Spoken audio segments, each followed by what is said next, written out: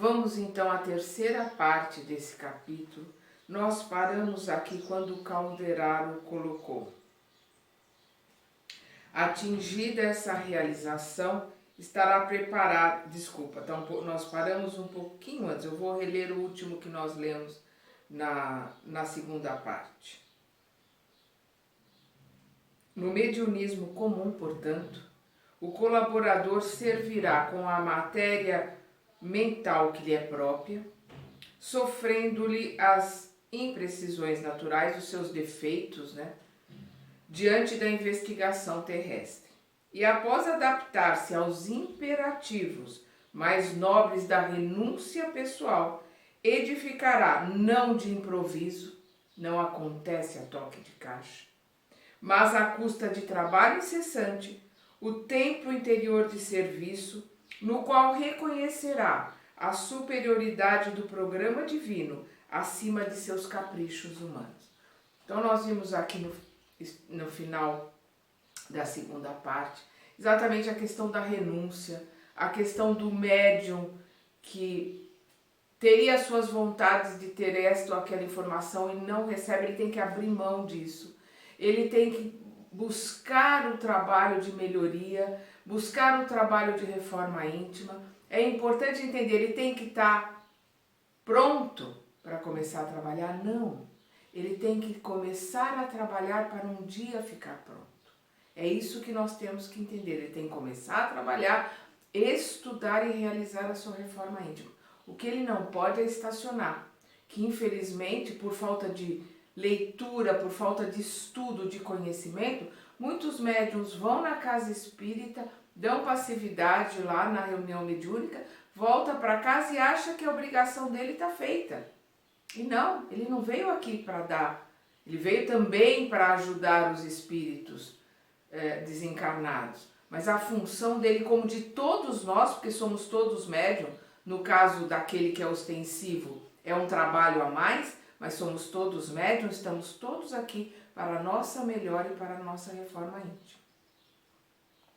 Atingida essa realização, estará preparado para sintonizar-se com o maior número de desencarnados e encarnados, oferecendo-lhes, como a ponte benfeitora, oportunidade de se encontrarem uns com os outros, na posição evolutiva em que permaneçam por meio de entendimentos construtivos. Então ele vai ter condições para lidar com encarnados e desencarnados, com mais facilidade, é óbvio, todos nós com aqueles que estão em condições mais baixas, mais difíceis, e conforme o empenho, o desenvolvimento, a busca da reforma íntima, o trabalho interior, a modificação interior, vai tendo o merecimento de receber algumas mensagens de espíritos mais elevados. Devo dizer-te que não cogitamos aqui de faculdades acidentais, quer dizer, ele não está tratando de faculdades acidentais que aparecem e desaparecem entre candidatos ao serviço, sem espírito de ordem e de disciplina, verdadeiros balões de ensaio para voos do amanhã. Referimos-nos à mediunidade aceita pelo cooperador e mobilizável em qualquer situação para o bem geral. Ele não está falando daqueles que estão descompromissados. Muito pelo contrário, a espiritualidade séria só vai trabalhar com aqueles que têm comprometimento, empenho no desenvolvimento, no trabalho e assiduidade no trabalho mediúnico. Isso é imprescindível. Comentando atividades e tarefas, devemos salientar os padrões que se lhes digam respeito, e este é o característico da instrumentalidade espiritual nas esferas superiores. Logicamente, é impossível alcançá-lo de vez. Toda obra impõe começo. Nada acontece a toque de caixa. O carvalho não aparece de repente no solo. Ele começa numa pequena sementinha e ele vai crescendo e ao longo dos anos ele se torna uma árvore frondosa. O médium também, ao longo dos anos, Ele vai se conhecendo cada vez melhor e vai se aprimorando e aumentando a sua capacidade de trabalho, a sua capacidade de comunicação. Como revelasse nos olhos a indomável comoção que se apossara de mim ante os conceitos ouvidos, quer dizer, aquela incontrolável emoção que estava ali a olhos vistos, né, no André Luiz, o assistente Calderaro, né, modificou a inflexão da voz e tranquilizou-me. Ele estava ali, nossa, reportando-nos ainda ao Cristo, importa-nos reconhecer que o Mestre viveu insulado no monte divino da consciência. Quer dizer, ele viveu isolado, né, dentro da consciência dele, por ser um espírito crístico. Ele estava ali olhando para tudo isso, tendo pena das crianças que estavam vivendo, que estamos vivendo nessa ilusão, e não somos capazes de reconhecer que tudo isso é ilusão. Então o Mestre viveu isolado no monte divino da consciência, abrindo caminho aos vales humanos. Claro está que nenhum de nós abriga a pretensão de copiar Jesus. Vai levar milênios, reencarnações e reencarnações para chegarmos a sermos crísticos. Mas somos imortais, então temos que começar a trabalhar. Então, claro está que nenhum de nós abriga, né, tem a pretensão de copiar Jesus. Contudo, precisamos nos inspirar-nos em suas lições. Há milhões de seres humanos encarnados e desencarnados, de mente fixa na região menos elevada dos impulsos inferiores, absorvidos pelas paixões instintivas, pelos remanescentes do pretérito envelhecido, quer dizer, pelos restos do passado vil, do passado maldoso, continua vivendo ainda nessas ideias e nesses sentimentos. Ele passa a ser médium, infelizmente, dos nossos irmãozinhos trevosos, e não médium da comunicação e do trabalho do plano espiritual melhor e que quer se desenvolver, quer melhorar e que quer ajudar. Infelizmente, nós temos muitos casos que estão nesta situação, com médiuns presos, inclusive, né? Então, vamos voltar aqui.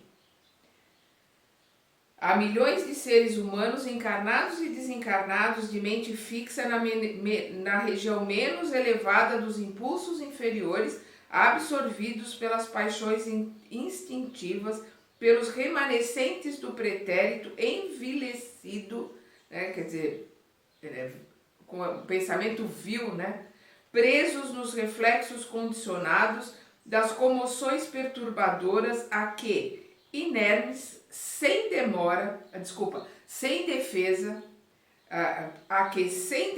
se entregaram.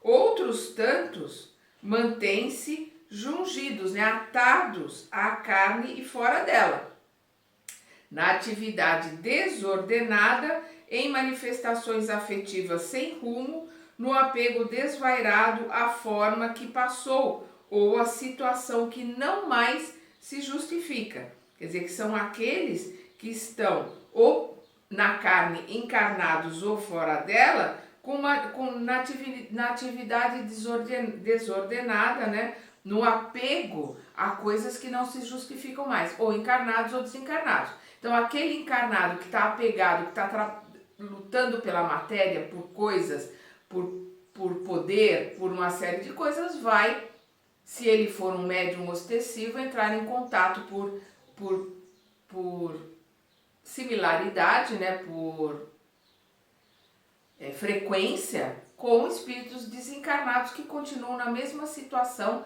apegados a coisas e querendo poder e querendo manipular. Então, afins atraem afins, é isso que ele está colocando aí.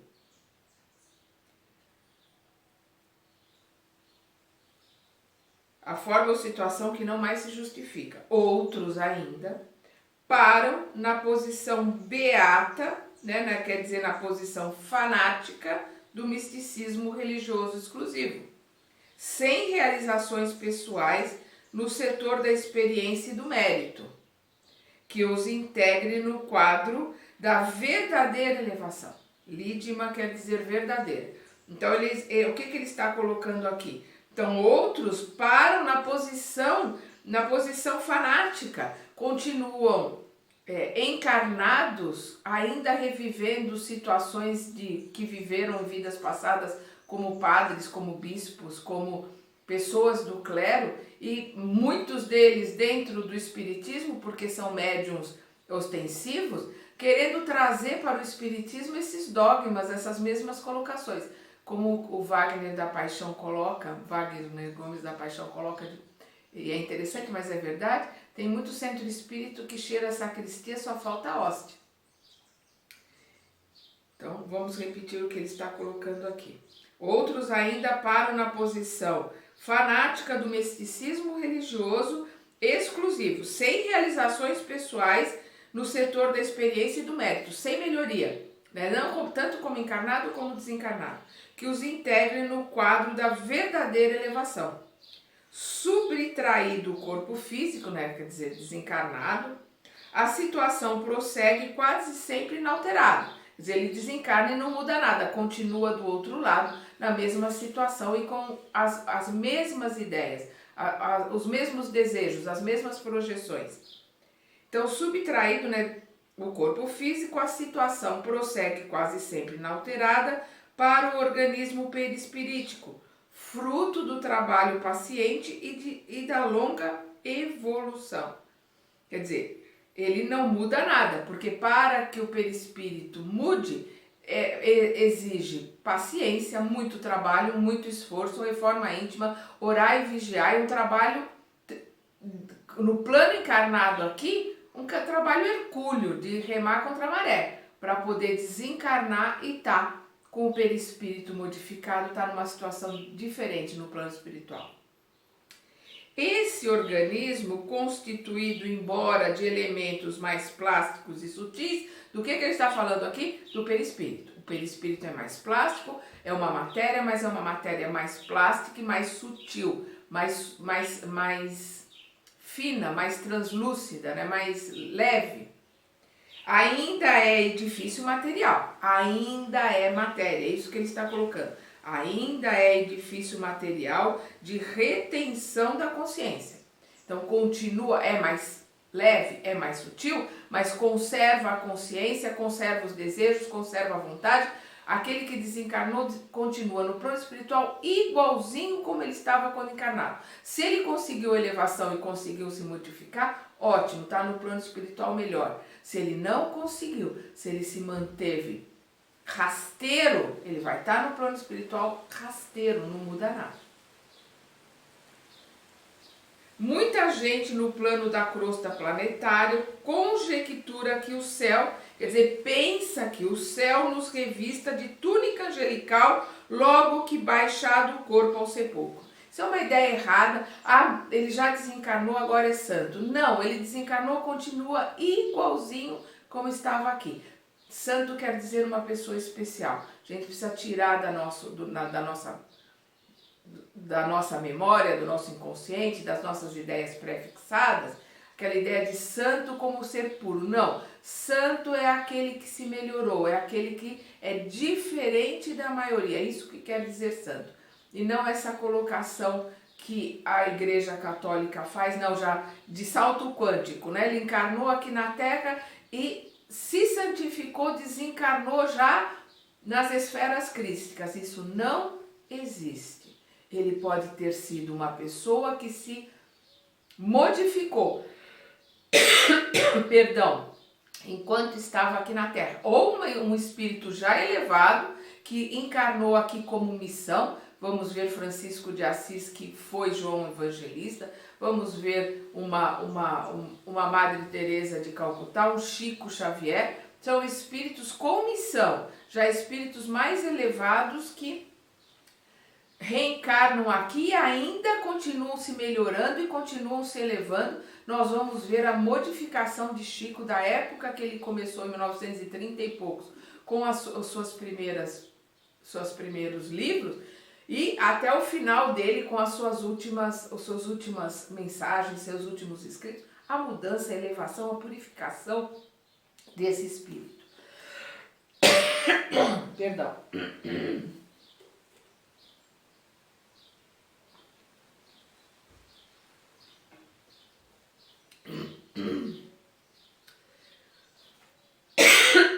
Perdão, vamos lá.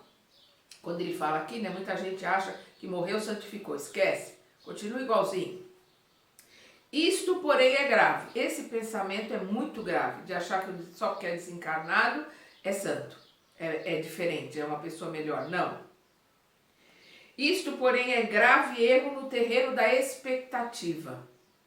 Naturalmente, não nos referimos nestas condições a espíritos da qualidade, como eu falei, né, da qualidade de um Francisco de Assis, nem a criaturas extremamente perversas, uns e outros, não cabíveis em nosso quadro. Quer dizer, ele está colocando nesse quadro que ele está colocando, nem aqueles extremamente perversos, que são espíritos de uma falange, um Hitler, de uma falange trevosa, que já veio aqui com ideias e com uma colocação acompanhado dos seus iguais que reencarnaram também, e nem está falando da outra ponta de elevação, né, como um Francisco de Assis, que é o reencarne de João Evangelista, já um espírito mais elevado. O Zenit, ele está colocando aqui o ponto alto, e o Nadir, que é o ponto baixo. Então o que ele está colocando aqui? O ponto alto e o ponto baixo da evolução terrestre não entram em nossas reflexões. Ele não está falando nem de um extremo nem de outro. Falamos de pessoas vulgares, quais nós mesmos, que nos vamos em jornada progressiva, mais ou menos normal, para concluir que tal o estado mental que alimentamos, tais as inteligências desencarnadas ou encarnadas que atraímos, e das quais nos fazemos instrumentos naturais, embora de modo indireto. Então, o que ele está falando? Da classe média normal de espíritos, que vão atrair encarnados e desencarnados parecidos, similares, pela energia, pela força de atração. E aqueles que são médios ostensivos vão se comunicar com facilidade com aqueles que estão na mesma similaridade, né? na mesma posição de evolução. E não é porque ele está ali conversando ou recebendo a mensagem de um desencarnado que aquilo é verdadeiro ou que aquilo é elevado. Toda a comunicação tem que ser submetida à análise. Não é a inquisição.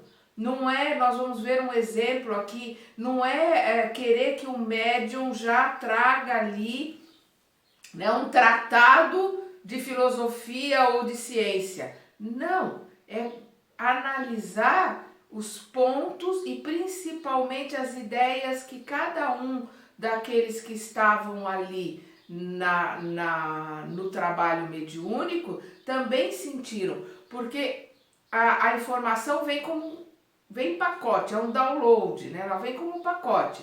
E aí cada um vai decodificando a informação que é recebida ali conforme os programas existentes no seu computador pessoal. Então, aqueles que têm mais programas conseguem uma decodificação melhor. Aquele que tem menos conhecimento, menos programas dentro do seu computadorzinho vai conseguir uma decodificação, um entendimento diferenciado. Mas o foco, o ponto vai ser o mesmo. Nós vamos ver isso mais para frente, vamos entender isso melhor mais para frente.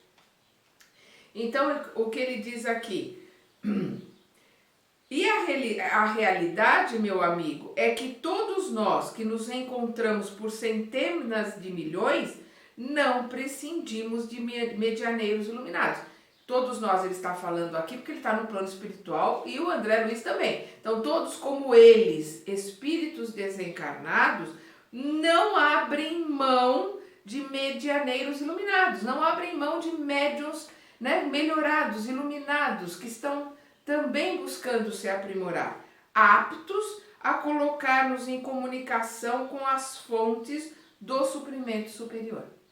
Então, tantos eles como desencarnados, como, é óbvio, nós aqui encarnados, necessitamos de médiuns que estejam buscando o seu aprimoramento, a sua melhora, para que possam nos trazer mensagens de espíritos verdadeiramente elevados. Precisamos tomar muito cuidado com os ególatras, com aqueles que estão sendo ludibriados por espíritos que se fazem passar por nomes importantes e se juntam a médiuns que também querem aparecer e vem trazendo mensagens ridículas, mensagens de medo, mensagens que jamais um espírito da safra de Bezerra de Menezes ou de Chico ou de qualquer outro traria para a Terra, porque o medo é alimento dos nossos irmãozinhos menos elevados, né? Dos nossos irmãozinhos instigantes. Necessitamos do auxílio de mais alto, requeremos o concurso dos benfeitores, quer dizer, precisamos da ajuda dos benfeitores que demoram acima de nossas paragens, né? Que estão acima dos nossos ambientes. Então, é o que ele está colocando. Precisamos, todos nós, encarnados e desencarnados, do auxílio daqueles que estão acima dos ambientes que nós vivemos. Para isto, há que organizar meios de receptividade, né? Recursos de receptividade. Nossa mente, nossa mente sofre sede de luz, como o organismo terreno tem fome de pão.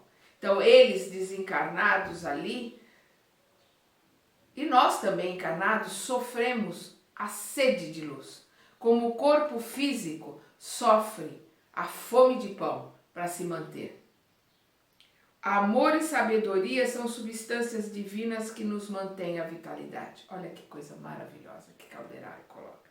Amor e sabedoria são substâncias divinas que nos mantêm a vitalidade. O instrutor fez breve interrupção e acrescentou: compreendes agora a importância da mediunidade, isto é, da elevação de nossas qualidades receptivas para alcançarem a necessária sintonia com os mananciais da vida superior?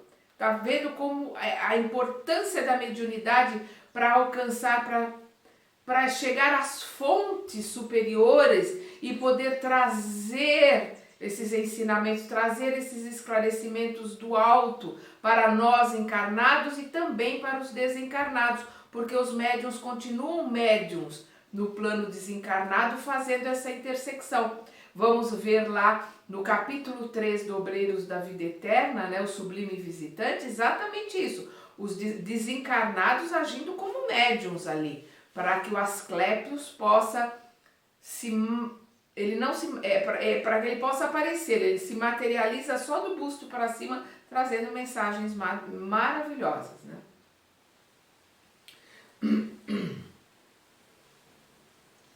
Nós vamos ver isso mais para frente, né? Porque o Obreiros da Vida Eterna está para frente, não, desculpa, nós já vimos isso, eu estou perdida aqui, nós já vimos isso, porque o Obreiros da Vida Eterna nós já gravamos aqui, já está no canal. Ele é anterior a este. Sim, respondi, entender-lhe as observações, ponderando-lhes a magnitude. Quer dizer, ele entendeu, analisando, né, a relevância de tudo aquilo que o Calderaro estava colocando. Não é serviço que possamos... O Calderaro continua aqui. Não é serviço que possamos organizar da periferia para o centro, prosseguiu Calderaro, e sim do interior para o exterior. Isso não acontece de fora para dentro. Isto acontece de dentro para fora, em todos nós. É o trabalho interior, é a reforma íntima, é o vigiar e orar, que vai mudando por dentro, e mudando por dentro, nós vamos materializando a nossa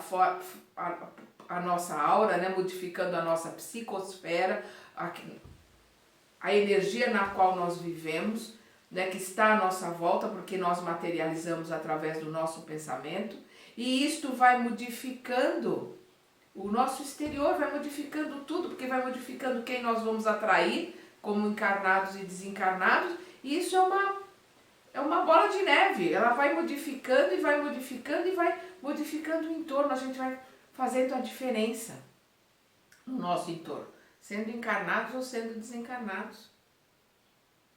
Vou repetir. Não é serviço que possamos organizar da periferia para o centro, prosseguiu Calderaro, e sim do interior para o exterior. O homem encarnado, quase sempre empolgado pelo sono da ilusão, poderá começar pelo fenômeno. Então, aqui pela ilusão, pela nossa essa visão que nos deturpa tudo que está à nossa frente, normalmente se começa pelo fenômeno. Tanto aquele que busca a casa espírita, como o médium, né, quando ele é ostensivo, ele vai começar pelo fenômeno. Mas se ele buscar o conhecimento, o entendimento, o aprimoramento, aí as coisas se casam e digamos assim, a ascensão é rumo ao infinito. O homem encarnado, quase sempre empolgado pelo sono da ilusão, poderá começar pelo fenômeno, a maneira, porém, que desperte as energias mais profundas da consciência. Na hora que ele desperta essas energias, né, mais profundas da consciência, sentirá a necessidade do reajustamento, sentirá a necessidade da correção, né, da modificação, e regressará à causa de modo a aperfeiçoar os efeitos. Vai buscar o estudo, vai buscar o conhecimento para se melhorar, para se aperfeiçoar de dentro para fora, como pessoa, como espírito, como médium. Obra de construção, de tempo e de paciência. Tudo exige tempo, exige paciência, exige trabalho. Deus ensina pelo tempo e não pela força. E quando a gente entende isso, que a gente tem que caminhar, não importa se vai devagar, mas é caminhar devagar e sempre, com boa vontade, com a vontade de crescer, de melhorar, de aprender, de se modificar. Os céus, o universo conspira ao nosso favor, porque a nossa família espiritual, o nosso mentor, tudo à nossa volta vai procurar nos ajudar e trazer os livros, trazer o conhecimento para que a gente possa caminhar. Chegados a essa altura da conversação, o orientador convidou-me ao serviço de assistência à dedicada senhora, médium em processo de formação, que lhe vinha recebendo socorro para prosseguir na tarefa, com a fortaleza e serenidade indispensáveis. Propiciando-me o feliz ensejo, meu gentil interlocutor concluiu, Calderaro falando. O caso é oportuno. Observarás comigo os obstáculos criados pela tese animista. Marcava o relógio precisamente 20 horas, quando penetramos confortável recinto. Várias entidades de nosso plano, quer dizer, de desencarnados, ali se moviam, ao lado de 11 companheiros reunidos em sessão íntima. Então tinha várias entidades de desencarnados e 11 encarnados reunidos ali, em sessão íntima, consagrada ao serviço da oração e do desenvolvimento psíquico. Logo à entrada, recebeu-nos atencioso colega, a quem fui apresentado com sincera satisfação. Recebi dele, de início, informações condensadas que anotei contente. Esse irmão fez um resumo para ele que ele anotou. Fora igualmente médico, então esse irmão foi apresentado a ele, também fora médico.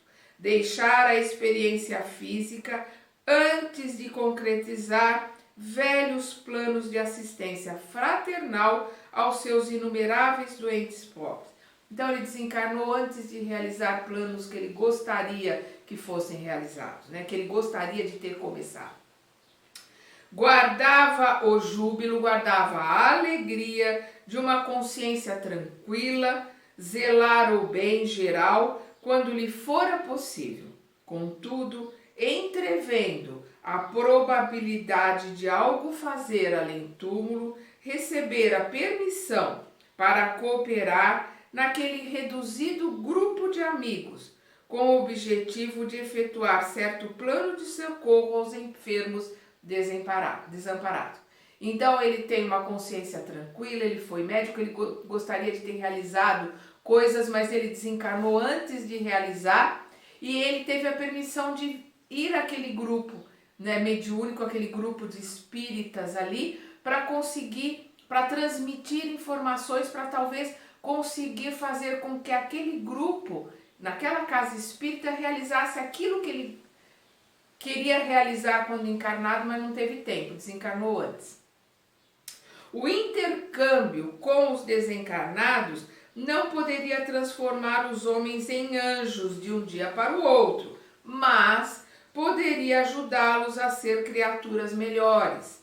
Impossível seria instalar o paraíso na crosta do mundo em algumas semanas. Entretanto, era lícito, quer dizer, era justo, cooperar no aprimoramento da sociedade terrestre, incentivando-se a prática do bem e a devoção à fraternidade.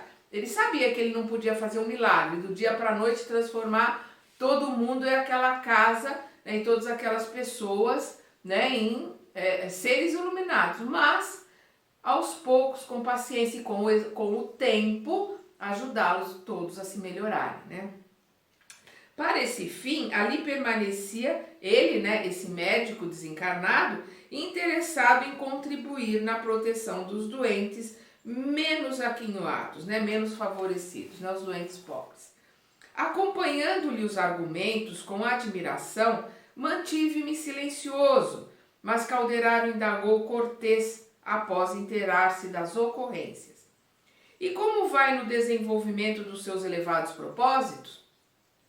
Dificilmente, informou o interpelado.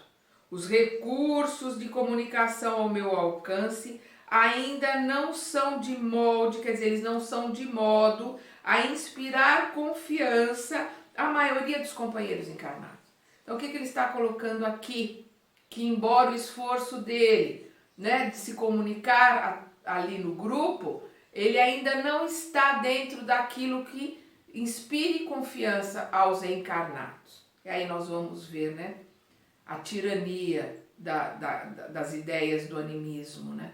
Tem que se analisar tudo que é escrito, tudo aquilo que se recebe, todas as psicofonias, mas não pode se fazer disso, né, uma inquisição, né, começar a queimar médiuns, quer dizer, ele não bota na fogueira mais literal, né, mas acaba desanimando, acabando com o médium. O médium ali com toda a boa vontade, os outros falam, não, isso aqui é animismo, isso aqui não é, isso aqui é da tua cabeça, então o médium fica destruído, né? Tem que se ter bom senso para se viver, encarnado e desencarnado. Para se viver, precisa ter bom senso, empatia e amor ao próximo em todas as circunstâncias. Então, o que ele está dizendo aqui ainda não está ao gosto dos encarnados, né?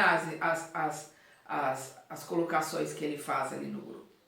A bem dizer, não me interessa comparecer aqui de nome aureolado, de nome coroado, por terminologia clássica, e nem me arriscaria a oferecer teses novas, concorrendo com o mundo médico. Ele não está ali para fazer tese nem tratado de medicina, ele é um médico conhecido e as pessoas, quando ele dá o nome dele, as pessoas acham que ele vai fazer um tratado de medicina ali e dizem que aquilo não é verdadeiro. Esse que é o problema. Guia-me agora, ele ali desencarnado, né? Guia-me agora tão somente o sadio desejo de praticar o bem.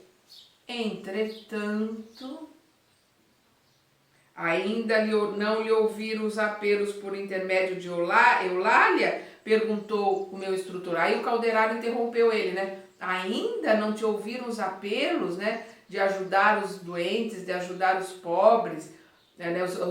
Aquilo que você está passando para Eulália, ainda não ouviram? Perguntou o Calderaro. Não, por enquanto não. Sempre a mesma suspeita de animismo, de mistificação inconsciente. Ia a palestra pelo meio, quando o diretor espiritual da casa convidou o colega a experimentar. chegar o minuto aprazado, quer dizer, a hora marcada ali para começar a reunião. Poderia acercar-se da médium. Aproximamo-nos do grupo de amigos, imersos em profunda concentração, né? Estavam ali mergulhados na concentração, na oração. Enquanto o novo conhecido se abeirava de uma senhora de porte distinto, certamente ensaiando a transmissão da mensagem que desejava passar à esfera carnal, Calderaro observou-me. Repara o conjunto. Já fiz meus apontamentos. Calderaro falou para o André Luiz, né? Olha o conjunto, eu já fiz meus apontamentos. Com exceção de 3 pessoas, os demais, em número de 8, guardam atitude favorável. Então, 8 daqueles 11 estão em atitude favorável, 3 em atitude desfavorável. Vamos ver aqui. Todos esses se encontram na posição de médiuns, pela passividade que demonstram. Analisa a irmã Eulália e reconhecerás que o estado receptivo mais adiantado lhe pertence, dos 8 cooperadores prováveis. É a que mais se aproxima do tipo necessário. No entanto, o nosso amigo médico não encontra em sua organização psicofísica elementos afins perfeitos. Nossa colaboradora não se liga a ele por todos os seus centros perispirituais. Não é capaz de elevar-se à mesma frequência de vibração em que se acha o comunicante.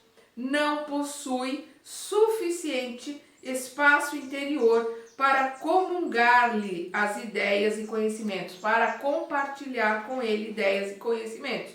Não lhe absorve o entusiasmo total pela ciência, por ainda não trazer de outras existências, nem haver construído na experiência atual as necessárias teclas evolucionárias que só o trabalho sentido e vivido lhe poderia conferir. O que ele está dizendo aqui?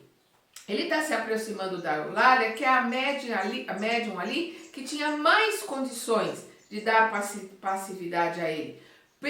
Pela sintonia, né? pela frequência, mas mesmo assim ela não tinha interesse pela ciência. Então ela não tinha dentro dela conhecimento suficiente para que ele possa transmitir através dela qualquer conceito científico. Vamos lembrar que para colocar o livro Evolução em Dois Mundos, o Chico precisou da ajuda da mediunidade do Valdo Vieira, que era médico, porque havia necessidade de uma bagagem maior. Porque o 20% daquilo que é colocado, os melhores médiums, tipo Chico Xavier, 20% é do médium, 80% é do comunicador. Então, se 20% das obras é do Chico, a gente vê que esses 20% dele é fantástico. Agora, isso é no caso de um médium excepcional como o Chico. A maioria dos médiums, se eles conseguem transmitir 40%, 50% daquilo que o espírito está colocando, é muito. Normalmente 60%, 70% da comunicação é do médium. Só 30% ou 40% é do espírito comunicante. Então o médium precisa ter bagagem para poder entender aquilo que o espírito está colocando ali. Então, embora ela fosse a mais preparada, ela não tinha bagagem científica para que ele pudesse comunicar numa linguagem mais científica, e ela não tinha ainda a elevação, o aprimoramento que esse médico desencarnado tinha. Então ele tinha dificuldade de comunicação, porque apesar da boa vontade, apesar dela estar ali como a mais preparada, ela também não está se dedicando o suficiente para se melhorar, para se aprimorar, para se elevar, né, espiritualmente, para que essa afinidade possa ser aumentada. Então, é como a gente vê o Emmanuel colocando em alguns livros. Ali era o melhor possível. Não era o melhor, né? Ali era o menos pior. Entre todos que estavam ali, ela era menos pior. Então, através dela, dava para se ter alguma comunicação. Uma comunicação boa? Não. Uma comunicação truncada, porque ela não conseguia entender tudo que ele colocava. e ela não tinha capacidade nem de conhecimento, nem de elevação espiritual para poder ter uma comunicação mais clara com esse médium. Então vinha uma comunicação mais simples, mais fraquinha, mas sim uma comunicação do espírito do médico.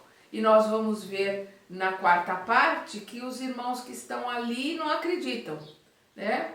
Estão esperando um tratado médico e não respeitam o grau evolutivo, nem o esforço que a médium. Tudo bem, ela poderia se esforçar mais? Poderia, mas ali naquela hora era o melhor dela. E eles não respeitam. Nós vamos ver isso na quarta parte deste capítulo.